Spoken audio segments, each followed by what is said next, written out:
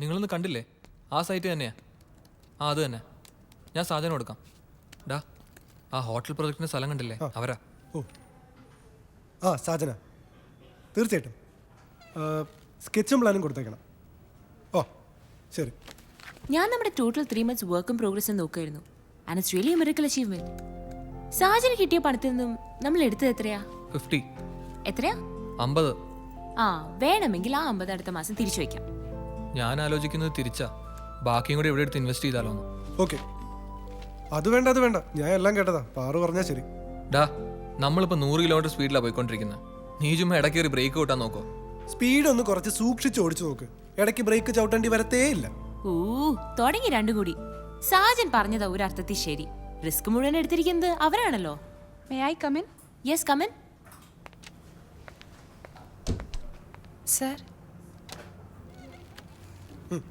ഒരു 6 acre paddy ഫീൽഡിന്റെ party വന്നിരുന്നല്ലോ, അതെന്തായി? അവർ വിളിച്ചിരുന്നോ? സർ, അവരെന്നെ വിളിച്ചോണ്ടിരിക്കുക. ഞാനൊരു ലേശം വെയിറ്റിട്ട് നിൽക്കാണ് സർ. ആ ടീം അത്ര ജെനുവിൻ അല്ല. എൻ്റെ വീടിൻ്റെ ഏകദേശം അടുത്താണ് ഈ സ്ഥലം. ഞാൻ അന്വേഷിച്ചു. പിന്നെ അതിലൊരു മൈനറും. എനിക്കെന്തോ ആ ഡീല് വേണ്ടെന്നാണ് തോന്നുന്നത്. ജാനകിയുടെ ജഡ്ജ്മെന്റ് അങ്ങനെ തെറ്റാറില്ല. അങ്ങനെയാണെങ്കിൽ അത് വേണ്ടെന്ന് വെക്കാം അല്ലേ? ആലോചിച്ച തീരുമാനം പറഞ്ഞാൽ മതി, ഞാൻ അറിയിച്ചേക്കാം.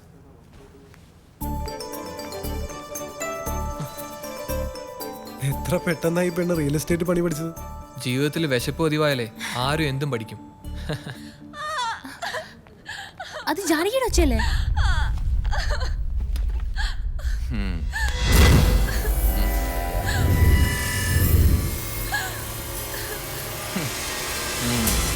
ഹലോ, നിങ്ങൾ ആരാ ഇങ്ങോട്ട് കടത്തിവിടുന്നത്? ഇവിടത്തെ മുതലാളി സാറാണെങ്കിൽ സാറിനോട് പറയാം ഞാൻ ആരാണെന്ന്. പിന്നെ എന്നെ ഇങ്ങോട്ട് ആരും കടത്തി വിട്ടൊന്നുമല്ല സാറേ, ഞാൻ ഇങ്ങോട്ട് പോന്നതാ. നിങ്ങൾ ആ കുട്ടിയെ വിട്, നമുക്ക് എന്ത് കാര്യത്തിലും സംസാരിക്കാം. ഇതാരാ? സാറിന്റെ ചെങ്കിടിയെ? സാറേ, എനിക്ക് പറയാനുള്ളത് ഈ പെങ്കൊച്ചിന്റെ മുമ്പ് വെച്ച് തന്നെ പറയണം. എല്ലാരും പറയുന്ന ഈ പെണ്ണിന്റെ തന്തപ്പടി വലിയ സെറ്റപ്പ് ആയിരുന്നു എന്നൊക്കെയാ. പക്ഷെ എനിക്കറിയില്ല സാറേ, ഞാൻ കാണുമ്പോ തന്തപ്പടിയില്ല, ഒരു സെറ്റപ്പും ഇല്ല.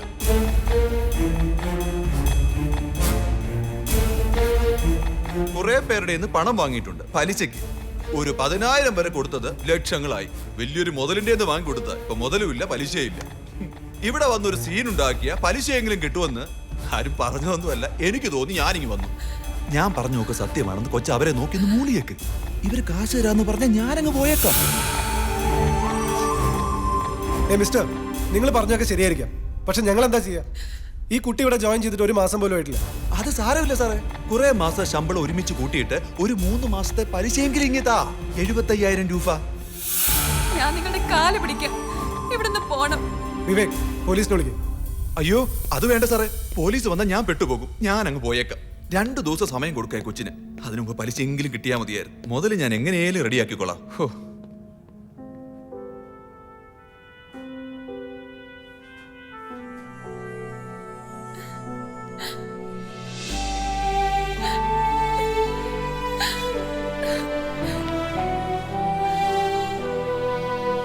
അങ്ങോട്ട് പോകാൻ അത്രയ്ക്ക് വിഷമാണെങ്കിൽ എൻ്റെ മോളിനി പോകണ്ട.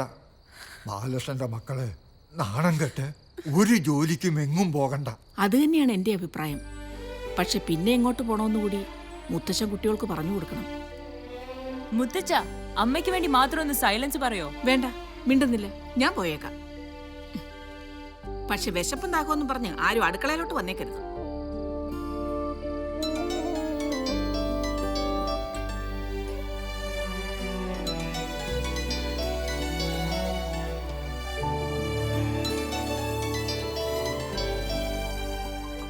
ഹലോ. ഞാൻ തന്നെ കുറെ വിളിച്ചു, എന്താ ഫോൺ എടുക്കാത്തെ? ഞാൻ കാരണം ഓഫീസിൽ വെറുതെ ഒരു പ്രശ്നം. വെറുതെ അല്ലല്ലോ, കാശ് കൊടുക്കാനുള്ളത് തന്നെയല്ലേ. അപ്പൊ കാശ് കൊടുത്താ പ്രശ്നം തീരും. അയാൾക്ക് ഒരു 2 മാസത്തെ പലിശ കൊടുത്ത് തൽക്കാലം നിർത്താം. അത് ഞാൻ തരാം. എന്താടോ ഒന്നും മിണ്ടാത്തെ? അതൊന്നും വേണ്ട മാഡം. ജാനകിക്ക് വേണ്ടായിരിക്കാം, പക്ഷെ ഞങ്ങൾക്ക് ജാനകിയെ വേണം. പിന്നെ വേണ്ടാത്തൊരു കാര്യം എനിക്ക് പറയാനുണ്ട്. ഈ മാഡം വിളി അത് വേണ്ട. കാശ് എന്റെ കയ്യിൽ നിന്ന് തരുന്നൊന്നുമല്ല, അത് സാജൻ ഓഫീസിൽ നിന്ന് തരാൻ പറഞ്ഞതാ. ഇനി നിനക്ക് അഭിമാനത്തിന്റെ പ്രശ്നമാണെങ്കിൽ ശമ്പളത്തിൽ നിന്ന് കുറേശ്ശെ പിടിച്ചേക്കാം. മര്യാദയ്ക്ക് രാവിലെ ഓഫീസിൽ എത്തിക്കോണം, കേട്ടല്ലോ? ആ സാജൻ കുറച്ച് മനസാക്ഷിയുള്ള കൂട്ടത്തിലാണെന്ന് തോന്നുന്നു അല്ലേ? അതൊക്കെ ശരിയാ, പക്ഷെ അവന്റെ പേര് പറയരുതെന്നാ പറഞ്ഞേക്കുന്നത്. അറിഞ്ഞ കൊല്ലും. അങ്ങനെ ചാടിക്കേറി സഹായിച്ചാ അത് വേറെ അർത്ഥത്തിൽ എടുക്കുമെന്ന് അവന്റെ വിചാരം. അച്ഛാ, 25,000 രൂപ കമ്പനിന് സാങ്ഷൻ ആയിട്ടുണ്ട്. 25,000 രൂപ ഞാനും കൊടുക്കാന്ന് കരുതി. അങ്ങനെയാവുമ്പോ 2 മാസത്തെ പലിശയാവുമല്ലോ. എന്ത് പറയുന്നു? ജികെയുടെ കാശ് പോയി. എന്റെ മോളുടെ മനസ്സ് എത്ര നല്ലതാണെന്ന് നോക്കി. യെസ്, എന്റെ മോളെ കുറിച്ച് എനിക്ക് അഭിമാനം തോന്നുന്നു. യു ആർ ഗ്രേറ്റഡാ. താങ്ക് യു അച്ഛാ. So sweet. അച്ഛാ, ഒരു 25,000 എന്റെ അക്കൗണ്ടിൽ ഇട്ടേക്കണേ. ഞാൻ എപ്പോഴേ വിചാരിച്ചതാ. ഏത് അക്കൗണ്ടിൽ ഇടുന്ന അച്ഛാ? എടേ, ആ ഇന്നോവ ഞാൻ ഒതുക്കി. 2007 മോഡല്, 1,00,000 കിലോമീറ്റർ ഓടി, 7.5 ലക്ഷം രൂപ. ഓക്കെ അല്ലേ? ഡേ, തന്തെ ഒന്ന് ഇരിക്കാൻ പറയടേ ഓഫീസറെ. അച്ഛൻ എന്റെ മുമ്പിൽ ഇരിക്കണമെങ്കിൽ ഞാൻ പറയണോ? ആ, കാര്യങ്ങളൊക്കെ അച്ഛൻ നോക്കി നടത്തിയാൽ മതി. ആ. അലമ്പാക്കരുത്, അത്രേ ഉള്ളൂ. ഞാൻ അലമ്പാക്കൂല, പക്ഷെ ഇവിടെ ചില അലമ്പുകളുണ്ട്. ഡേ, ആ പെണ്ണില്ലേ ജാനകി, ഞാൻ രാവിലെ നോക്കുമ്പോൾ അവൾ നിന്റെ ഡോറിന്റെ വെളിയിൽ നിന്ന് തൊഴുന്നു, ഈ അമ്പലത്തിലൊക്കെ തൊഴുന്ന പോലെ. ഡേ, ആ കൊച്ചിന് എന്തെങ്കിലും കുഴപ്പമുണ്ടോ ഡേ? ആ, എനിക്കറിയില്ല. ആ, ഒന്ന് ശ്രദ്ധിച്ചോണേ. നേരത്തെ പറഞ്ഞ അലമ്പ് അതുണ്ടാവാതെ. എന്താ? ആ,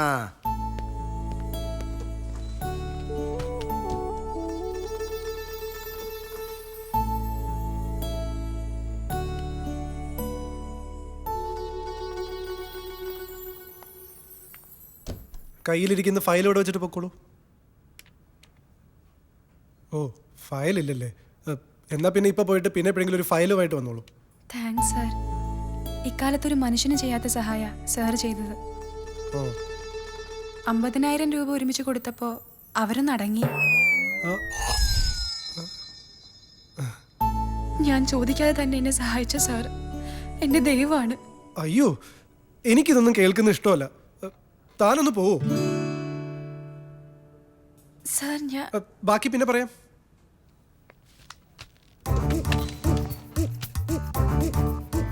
ഒന്ന് വരുമോ?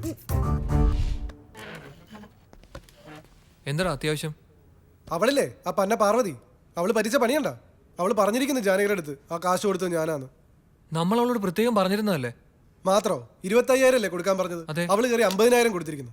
25,000 മാത്രമേ ഓഫീസിൽ നിന്ന് കൊടുത്തുള്ളൂ. അത് ഞാൻ ചോദിക്കടാ. ആ പെണ്ണിപ്പൊ വന്ന് ഞാൻ ദൈവമാണ് അതാണ് ഇതാണ് ഒരുമാതിരി പൈങ്കിളി ഡയലോഗ്. അവളെവിടെ? ആ പർവ്വതം കയ്യോടെ കിട്ടിയാലേ 2 പറയാൻ പറ്റൂ. അത് ഞാൻ പറഞ്ഞോളാം. നീ പറഞ്ഞ ഡോസ് കൂടി പോവും, പിന്നെ കരച്ചിലും പിടിച്ചില്ലാവും. കൂൾ ഡൗൺ മോനെ. നിന്നെ ജാനകി കയറി പ്രേമിക്കുന്ന മേടിച്ചിട്ടാണോ? പോടാ പോലെ ഒരു സൈക്യാട്രിസ്റ്റ് വന്നിരിക്കുന്നു. ഡാടാ ഡാടാ.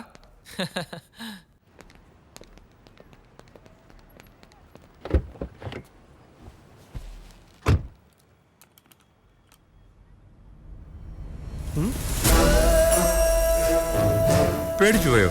ഞാൻ കുട്ടമ്പിള്ള സാറ്. ഇത് കുട്ടമ്പിള്ള സാറിന്റെ കാറാണോ? അയ്യോ അല്ല. എന്നാ സാറൊന്ന് ഇറങ്ങി എനിക്ക് പോവായിരുന്നു. വേണ്ട, നമുക്ക് ഒരുമിച്ച് പോകാം.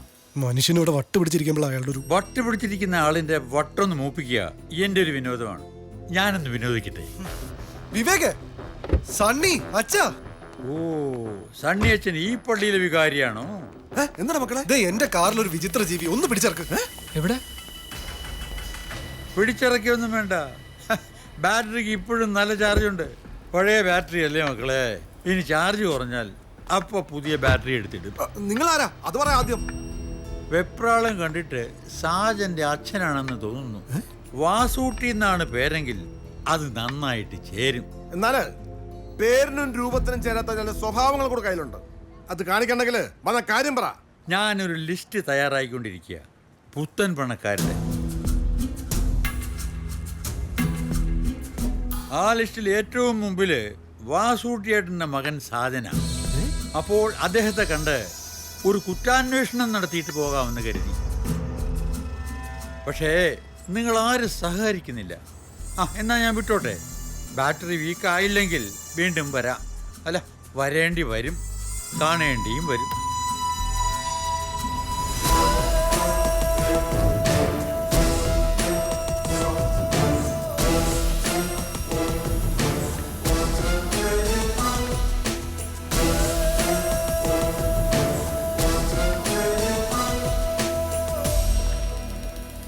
ഞാനും പലപ്പോഴും ചോദിക്കണമെന്ന് വിചാരിച്ചിട്ടുള്ളതാ. ഇവിടെ നടേ ഈ പണം വല്ല കള്ളനോട്ടടിയാൻ പറ്റാണ്.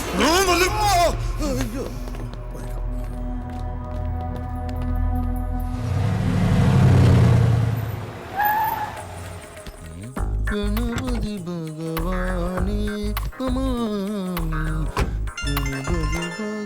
ഓ ഗണപതിക്ക് വെച്ചത് കാക്ക കൊണ്ടുപോയി. ഹലോ, നിങ്ങൾക്ക് കുറച്ച് കാശ് കളവ് പോയെന്ന് പറഞ്ഞ് എനിക്ക് അത് മാത്രം അന്വേഷിച്ചാൽ പോരല്ലോ. ഹലോ, അന്വേഷിക്കുന്നുണ്ട്. ഒരു സബ് ഇൻസ്പെക്ടറിന്റെ ചുമതലകൾ എന്തൊക്കെയാണെന്ന് താങ്കൾക്കറിയാവോ? എന്ത് രാജ്യം ഭരിക്കാൻ വേറെ ആളുണ്ടെന്നോ? അതൊക്കെ ഒരു പേരിനല്ലേ ഉള്ളൂ. കാര്യങ്ങൾ നോക്കാൻ ഞങ്ങൾ തന്നെ വേണം. ആ ശരി ശരി ശരി. ആ കൂടുതൽ ഊർജിതമായ അന്വേഷണത്തിലേക്ക് കടന്നോളാം. ഓ ശരി, ധൈര്യമായിട്ട് വെച്ചു. ഓ ശരി ശരി. പിന്നെ എന്താടോ സാർ, ആ ബാങ്കിന്റെ കേസിലെ കക്ഷികൾ വന്നിട്ടുണ്ട് സാർ. എന്നാ പിന്നെ അവരെ അകത്തോട്ട് വിളിക്ക്. ഇനി എന്തിനും താലപ്പൊലിയും ചെണ്ടമേളവും ശിങ്കാരിമേളവും ഒക്കെ വേണോ? അത് കുമരഞ്ചേരി ഉത്സവത്തിന് പോരെ സാർ. പോയി വിളിച്ചോട്ട് വാടോ. ഗണപതി ഭഗവാനേ നമാമി. ഗണപതി ഭഗവാനെ, മോഷണം പിടിച്ചുപറി വാണിഭം, ഇത് മാത്രമുള്ളോ ഈ സമ്പൂർണ്ണ സാക്ഷര കേരളത്തിൽ?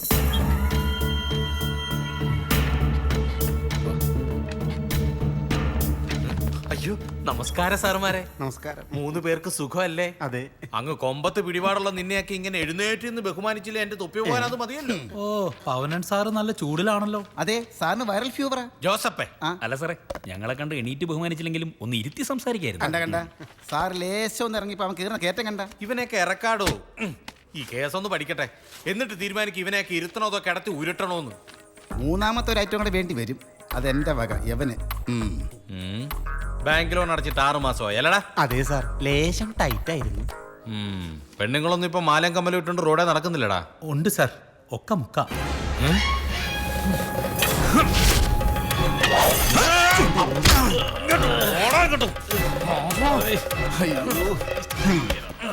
ഒരു തമാശ പറഞ്ഞപ്പോ അവന്റെ ഒരു ഏതേലും പെണ്ണിന്റെ കാതിലോ കഴുത്തിലോ കിടക്കുന്ന സ്വർണത്തെ നീ തൊട്ടാ വെട്ടും.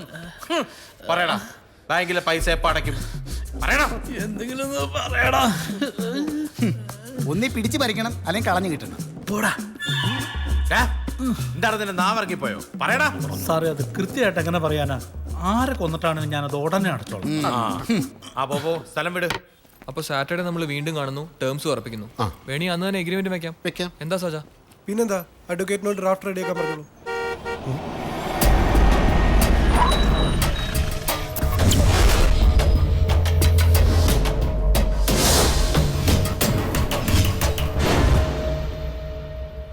സാജൻ ഇവിടെ? ഞാൻ കണ്ടില്ല. അത് സാരമില്ല, പറഞ്ഞാ മതി. എന്നാ ശരി. എല്ലാം പറഞ്ഞോല്ലേ. അവനിത് എവിടെ മാഞ്ഞതാ? എന്തായാലും പുറത്തോട്ട് പോയിട്ടില്ല. അങ്കിൾ ലോട്ടറി അടിച്ചത് കൂട്ടിയാ മതി.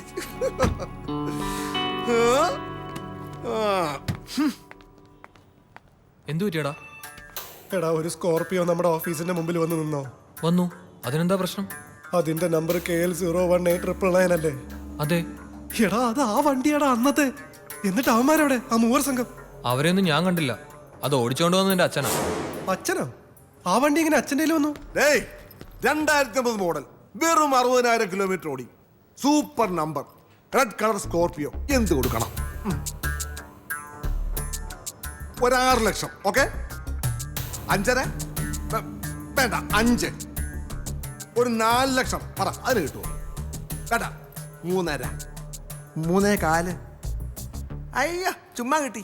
ഒന്ന് പോയിടാ. എടാ, വെറും 2.5 ലക്ഷം രൂപ റെഡി ക്യാഷ്. അങ്കിളെ കൂടെ കൈ. അങ്കിളുടെ കഴിവ് അപാരം തന്നെ. ഞാനതൊന്ന് എടുത്തു നോക്കി. പക്ക കണ്ടീഷൻ, വെൽ മെയിൻറ്റെയിൻഡ് കാർ. അവന്മാർക്ക് അബദ്ധം പറ്റിയതായിരിക്കും അല്ലെങ്കില് അതോ കാശിന് അത്യാവശ്യപ്പെട്ടു നിന്നോ? ഏതായാലും അങ്കിൾ ഇതുവരെ വാങ്ങിയതിൽ പ്രോഫിറ്റ് മേക്ക് ചെയ്ത് തന്നെയായിരിക്കും. പിന്നെ സൂപ്പർ നമ്പറാ. ആ നമ്പറിന് കൊടുക്കണം കാശ്. Well done uncle. Thank you മോളെ. നീങ്ങുവാ. എന്താ? അച്ഛനൊന്ന് വന്നേ, ഞാനൊന്ന് വാരി പുണരട്ടെ.